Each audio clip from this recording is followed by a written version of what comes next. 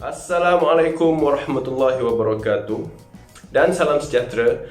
Hari ini I'm not going to replace Azlan Razak, tapi nak ceritakan sikit tentang satu isu yang menjadi perbincangan seluruh lapisan rakyat Malaysia, tidak kira orang awam maupun ahli politik, iaitu isu pemandu mabuk.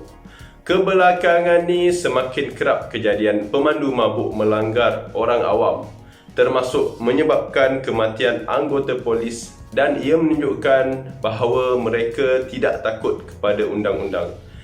Kejadian seumpama itu seperti satu pembunuhan dan bukan kemalangan, kerana pemandu tidak dibenarkan memandu kenderaan sekiranya mengambil minuman beralkohol. Ketika ini, pemandu mabuk yang didapati bersalah boleh dikenakan hukuman mengikut Seksyen 44 Akta Pengangkutan Jalan 1987 ataupun Akta 333 atau Seksyen 45A-1 Akta yang sama.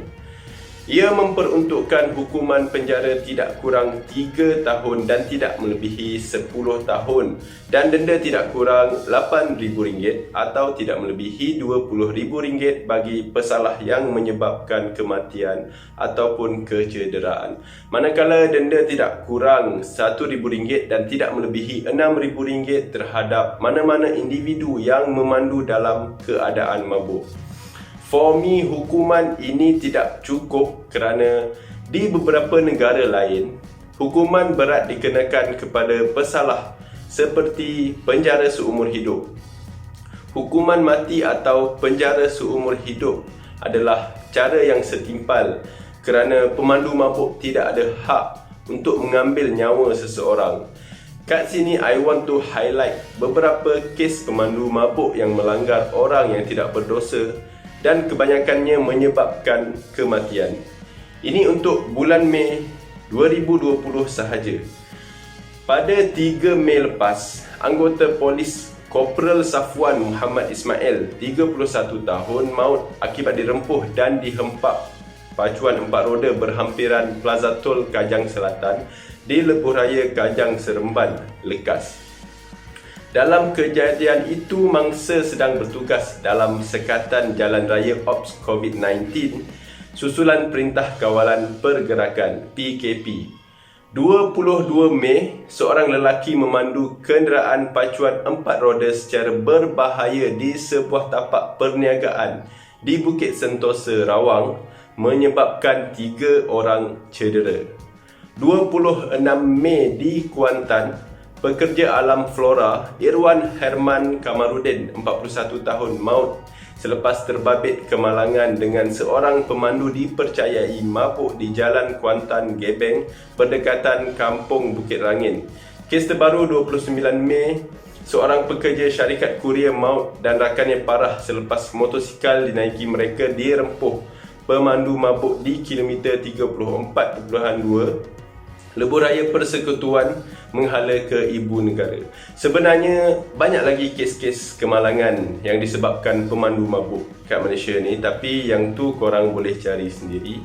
So for me, bukan saja kerajaan yang perlu mengambil langkah serius, malah mereka yang berada dalam rantaian penjualan dan pembekalan minuman keras juga perlu diberikan tekanan agar isu pemandu mabuk dapat diselesaikan segera. Jika masalah ini dipandang sekadar bermusim dan dipandang sepi, ia dikhawatiri akan menyebabkan lebih banyak nyawa tidak berdosa melayang hanya disebabkan sikap mementingkan diri sendiri sesetengah pihak. Sekarang kita lihat kemalangan membabitkan pemandu mabuk semakin banyak dan lebih membimbangkan. Kejadian menyebabkan kematian kepada mereka yang tidak berdosa. Kerajaan dan pihak yang berada dalam rantaian penjualan dan pembekalan minuman keras ini perlu mencari satu mekanisme yang menyeluruh untuk membendung masalah ni daripada terus merosakkan masyarakat. Undang-undang sedia ada juga perlu ditambah baik daripada segi hukuman agar ia dapat mendidik masyarakat supaya lebih bertanggungjawab sesuai dengan keadaan semasa seterusnya melindungi rakyat daripada terus menjadi mangsa.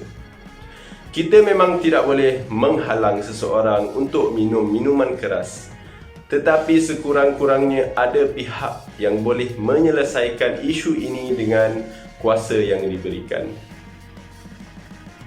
Itu saja daripada aku untuk kali ini. So, apa pendapat korang tentang kes kemalangan yang disebabkan oleh pemandu mabuk?